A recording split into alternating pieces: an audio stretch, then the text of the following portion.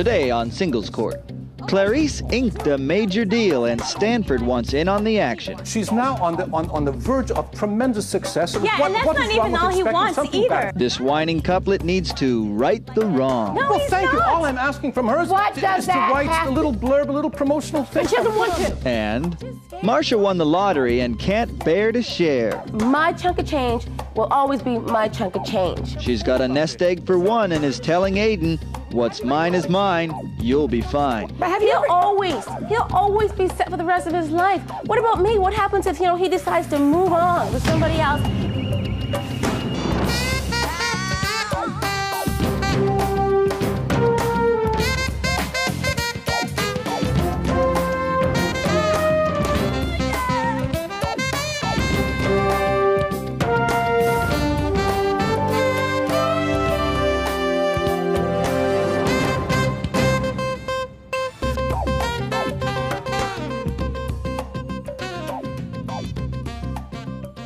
Well, hello there, and welcome to Singles Court, coming to you live and direct on the Singles Broadcast Network. And now, please say hello to the lady who's always direct, relationship mediator, Angela Siegel. Hi, Michael. Hi, how are you today? Fine. We have entries coming in for our singles pageant. Yes, the beauty pageant that I'm not allowed to enter. You're an employee. Well, yes, but I also happen to be beautiful. You're not eligible. I'm just joking anyhow. Well, I hope you have your literary frame of mind on today, because today is a bit of a novel case. Oh. In the studio, we have Stanford Edgewater, who is a poet, and Clarisse Mason Danvers, who is a romance novelist. Now, the two of them, a couple of years ago, started co-authoring a bit of a relationship themselves. They lived together for 2 years. However, since then, have broken up. But the problem comes up when Clarisse's soon-to-be-released novel is creating quite a buzz. It hasn't even hit the shelves of your local bookstore yet, and even Hollywood is clamoring for it. Wow. Well, the thing is, Stanford feels that he's due a bit of credit. So I call this the case of the novel idea, or I scratch your paperback, you scratch mine. Well, Clarisse, congratulations. Thank you. What seems to be the issue? It sounds as though Stanford's pretty upset with you. Well, if I may be so bold and begin here. Of course you may. Well, thank you very much. I happen to be a writer, and I'm under no illusion whatsoever as to the public appeal of my work. I am greatly influenced by classical literature, which by definition, alas, can generate only limited readership. However, I'm fine with this, perfectly content with my place in the world of literature. Clarisse, on the other hand, has demonstrated an aptitude for writing in the popular vein, and I would like to put on the record here that I'm extremely happy, very happy indeed, and proud of her impending success. Okay. That's quite the act there. Can I just please tell you that, yes, act. Yeah, tell me in English what he just said. You know what? I don't know. He's just so full of himself sometimes that he just goes off. First of all, I just think that he's very resentful and jealous of my success. Resentful? And that's why he came here today. Not jealous in the least. Oh, really? Oh, he's always said things to me like, anyone can publish a first novel. It's longevity that measures success in this business. Well, isn't that good grief. It makes me sound so absolutely onerous. Well, isn't that what you said? I mean, basically, in layman's terms, what you're saying is, it doesn't matter what you do, it only matters what I do. Because what I do is real work and what you do doesn't count. Exactly. Not at all. Well, not at all. Well, then what is it? We were together for two and a half years. Her attitude, I'm sure, is simply a holder from the fact that we have a failed relationship on a personal level. We were together for two and a half years. May I continue, please? 2.5 years. 2.5 years. I recognize in her a raw talent. Okay, but what happened with the relationship? The relationship is over. I mean, but what happened? She walked out on me, simply. Oh, so she left you. I invested a great deal of time, month after month, teaching her how to write. Good grief, when we met, she could hardly spell her own name. Well, I think she must have taught you some things, too, or you wouldn't have stayed for 2 years. Thank you. So, Clarisse, what happened? How come you guys broke up? Well, yes, I'll admit that he did tutor me, but I think that the fact that he was so patronizing just finally got to me one day. So you all were having a relationship on top of it? Yes. So I'm trying to find out, why did you leave? Well, I left because I realized I needed more and I wanted more, because he always put me down, and I Give me an example, like what did he do to put you down? Well, like that one comment that I said. One comment. Well, no, that for instance. And then he would bring his friends. Yeah, you seem like a big teaser and a big joker. I can see it. Good. You know what? He would bring his friends over when I would, after coming home from work, I'd find him looking through my stuff and laughing at me with his friends. He'd read my Clarisse, you are attempting to be a popular novelist. he would read my writing, and then he would make fun of me after with his friends, like I was some clown. To register their comments on her work. Question for you. Obviously, she has impending success. You know she's going to be successful. Yeah. Explain to me why you think you deserve any part of that. Especially because you tutor. Because I spent 2.5 years teaching her how to write. Look, okay, and why did you do that? I'll cut to the motivation? chase. All I'm asking for here is that she write a brief introduction, a little promotional blurb to my new book of romantic poetry. It's entitled Blood Tears of the Minotaur. But she doesn't want to. You know what? I have no problem with even writing that introduction. Surely that's not too much to ask after all this time we spent together. I have no problem even writing that introduction. When I went to discuss it with him, he wanted to dictate it word for word, and that's not all he wants anyway. Wait a minute, I see a bigger issue here. See, like this is a relationship. It's about relationships. It's singles court. Right. It's not a legal situation, because if that were the case, I'd tell you to go sue her. Let's talk about the relationship, okay? Fine. What was your motivation for tutoring her? I mean, were you just tutoring her and she was on a paid basis? He's better than me, that's why. Yeah, that's one person answers that question. I recognized a talent in her, an ability to express herself. What she didn't have was a knowledge of structure and vocabulary, plot, character, all that So your motivation was to make her better? Of course, I'm a teacher. So at what point did you think you deserved something back for that? Because she didn't ask you for it. At what point? Yes, at what point? I don't know that I ever expected anything. No. Listen, she's now on the verge of tremendous success. And and that's not even all he wants either. Why are you not answering my question? Some acknowledgement that I have brought her along. Why? I'm responsible. Why? She doesn't owe you that. Because she would never have got there on her own. It's quite clear. I would have certainly got there on my own, okay? And I have a pending 5-book deal coming up right now, and he wants me to link his publication with mine, so much so that he doesn't want me to sign the contract unless they agree to publish his book as well. But you realize that you are a grown person with free will. You can say what you do and do not want to do, correct? And you do not want to do this. That's right. Why can you not accept that, Stanford? She doesn't want to do it. Why can't I accept that? Well, because I took her out of a little job as a waitress in a dirty, grimy little cafe and made her a star. I'm responsible for her success. Is it too much to ask for with my grimy little cafe job. Well, did you hear that? No, I didn't. While she was a grimy little, what did you call it? Grubby little waitress in a grimy little cafe. Oh, waitress in a grimy little cafe. It sounds like you were eating the food. He totally was, and he wasn't working. I supported us almost 100%. Is that true? With all due respect. No, is that true? Yes, it's true, but there is a It seems like if you dig a ditch for a living and you bring home the bacon and they eat it, they shouldn't complain. I needed to be freed to be able to commit myself to the time necessary to work on the craft so that I in turn could teach her, so I could educate her. And teach me how exactly. It sounds to me like she did her part and you in turn tutored her. That's what it sounds like to me. Now you tell me that I'm wrong. Convince me that I'm wrong. Because when she was, I wasn't teaching her how to be a waitress, I was teaching her how to be a writer so that she could leave her job as a waitress, and now she's on the verge of tremendous public acclaim, and surely good for her. What's that got to do with you? Well, that's exactly what I'm saying, good for her. No, well, thank you. All I'm asking from her is to write a little blurb, a little promotional thing. But she doesn't want to. I'm not asking her for a royalty on her publication. I've got one tiny little book of poetry. She's got a 5-book deal. Do you have a dictionary I can throw in here? Gravy. Because obviously you don't understand what she does. She does not want to. She doesn't want to. And I feel like I've supported his career enough for him to work and supposedly tutor me. Yes, he has taught me. But not only did you eat my food, like Angela said, my career was already established when she came into my life. Guess what? It's resolution time. I'm throwing the book.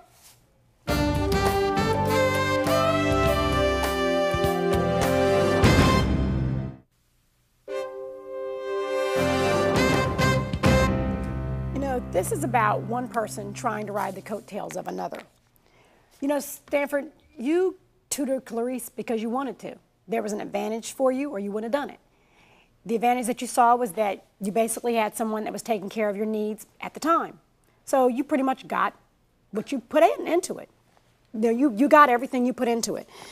You know, I just really have a hard time understanding how you feel justified in asking her for anything when she worked very hard to help you get yourself going, and then you, on the other hand, are looking at her and trying to take instead of being happy for what's going on in her life. Clarisse, you go, girl. Good for you. Keep it going and congratulations. But just remember, the next relationship you're in, you may want to examine the person's motives for helping you. You know, some people wait for their ship to come in, and others will swim out to the ship. Clarisse was one to swim out to the ship for the opportunity. That's what she wanted. She wanted to go and get it. You, on the other hand, decided to sit on the dock and wait and jump on the ship.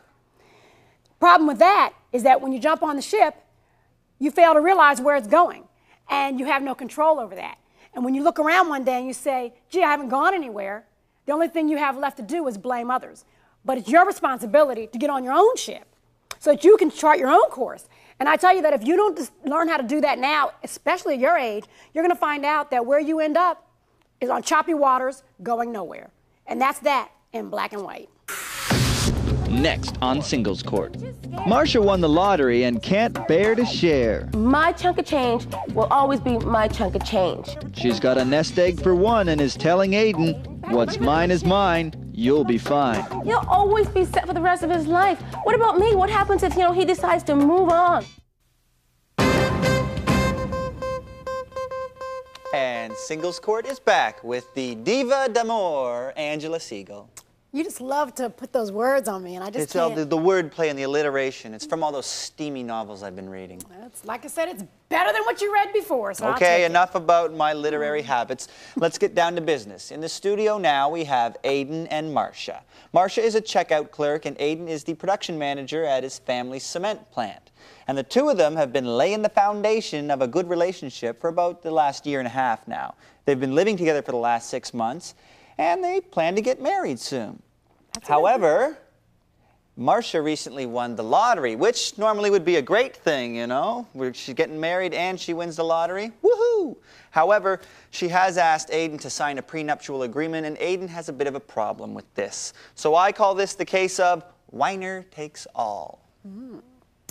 Well, Aiden, a prenuptial is normally not an unusual thing. What seems to be the problem? Well, the problem is, Angela, is that, first off, I don't have a problem in saying that I'm a very wealthy person. My parents are wealthy, and I'm next in line to benefit from that wealth. Some people would like you to be ashamed of that, but I can't be. I'm sorry. Now... So you're like a prince? Well, not necessarily. I would like to think I am sometimes, but I'm not really, no. Prince of Cementia. I work in a cement factory. I'm a production manager, and I work for my parents. Okay. And as I said, I'm next in line to take over their company. And I've never asked Marcia for a prenuptial agreement. I've sat down with my parents, and we've discussed this, and I said, no, I'm not into prenuptial agreements. They wanted you to sign a prenuptial? Well, yes, they did ask me, and informed me, as a matter of fact, that it would be in my best interest to sign a prenuptial agreement. And you said no? Yes, I did. You don't agree with them? So this is not new to you, Marcia. You knew that he didn't agree with prenuptials, right? Yeah, basically. Okay, so if you knew that, then why are you now all of a sudden saying, gee, I want you to sign a prenuptial? Because... Is it because of the money that you won? Exactly, that's it exactly. Aiden has always had money. His family has money, he comes from money. He's never had to worry about money. I won $100,000, and to me, that's a lot of money for me. What is $100,000? What is $100,000? It's a lot of money. It's more than $90,000. Well, it's more than $90,000. Yeah, it's more than what I had before. Okay. It's more than what I make as a checkout clerk. And are you willing to jeopardize our relationship for $100,000? Well, it's not about jeopardy. I'm just trying to. Tell me why, because you have to kind of set this up. He has his own money. He's wealthy within his own right, which he made sure we knew. You knew when you met him. So actually, that's a pretty good catch for somebody who you say has never had money before, which is you. So, and you all obviously have a relationship that's bigger than money. So help me understand where the prenuptial comes in and why you're so insistent upon him signing one. I just want to protect myself. God forbid, Marcia? God forbid that in, maybe a year down the road, something happens and we break up, split up, get a divorce. I just want to know that my chunk of change will always be my chunk of change. But he'll always be set for the rest of his life. What about me? What happens if, he decides to move on with somebody else? Well, have you ever heard, well, let's think about this. You're getting married, okay? Which means that your assets will become joint assets when you become married, except for, unless you make provisions, what you put in the prenuptial before you come into the marriage. So it's like you're trying to keep your 30 cents, and he's got $3 million. I mean, that doesn't make sense to me. But you see, you're comparing it as like 30 cents. To me, that's a lot of money. I I've never understand had anything, okay? I don't have a mother and father that I can call and say, hey, Mom, Dad, you know, I need some money to pay my bills. This is what I can't handle. I work for everything that I have. But think about the relationship, because this is obviously not a legal court. We're not even going to talk about your prenup, really, in terms of the legal issues behind it. Let's talk about the relationship. The fact that he doesn't believe in them, and you pop up with an idea that he should sign one. Yeah, well, that's just the way that I believe. That's just my protecting myself. That's it. What about your trust in the relationship? Exactly. Let's talk about that. I trust him. With what? Of course you should trust me. I've given you everything you've ever asked me for. I'm just scared, you know. I just scared we can deal with. Understand what it's like. Scared we can deal with. Do you understand what she's saying, Aiden? She's scared about the future. Angela, I'm scared as well. Well, okay, so what can you do to make her feel better about the future? Because that's where it's coming from. It's not even about the prenup. I've tried a lot. I've tried hard to reassure her that everything is going to be fine. I mean, how much could you reassure someone? Marriage is marriage. Sometimes they work out, sometimes they don't. What else can I really do? That would reassure me. Well, yeah. That's the reality. Yeah, true. But sometimes reality is not what people need when they're afraid. Let's talk about your fear. Okay, let's talk about the fact where you come from. Why are you so afraid? Aiden doesn't understand that coming from money, he has never had to struggle. I always have had to struggle. Okay. For everything. So what does that mean? I worked as a garbage man in my father's factory from I was 15 years old. At least you had a father. Oh, boy. There you go. I mean, listen to what she's saying, Aiden. You have to open up and at least listen to what she's saying. Okay. Thank you. But everybody starts at a block. It's not always the same block. So tell us about your block. Angela, I've never had nothing. This money to me is like security. You know, I could travel. I could, you know, buy myself some new clothes. Tell us where you come from. It's my money. Tell us where you come from that becomes so important to you, because you're going to give up a great relationship and marriage over a little bit of money. You see, this is what I can't understand. This nothingness. What is all this nothingness you're talking about? That's not what I asked you. Try to help me understand where you come from that makes that so important. I've been bounced around from foster home to foster home with these men, father figures that were supposed to be taking care of me and providing for me. And this is not easy for me to talk about, okay? Have you not discussed this with her, Aiden, in her past? You've never mentioned this to me before. Why haven't you ever told me about this? Because you would never understand, Hayden. Have you given him a chance? That's what I'm saying. What do you think I am? Like, come on. You know, you're getting ready to get married, and you want a prenuptial for this little bit of money that you won, and you're trying to help. You want him to understand the value, and I'm still trying to understand it myself. Granted, you're telling me that you're bounced around from foster home to foster home, but tell me the security that $100,000 gives you over the security of the man you say you love. And what that does to her trust as well. Where's the trust? I mean, I really want to trust you. I really do, but I'm sorry. I come from a life of not being able to trust anyone, Hayden, men especially, okay? You know, I would be taken into these homes and, you know, it'd be, oh, you know, welcome, Marcia, everything's gonna be great. You know, next thing I'm gonna go to my resolution. I've heard enough. You're not allowing yourself to talk to him, and that's where you have the problem, not the prenup. I'll be back with my resolution.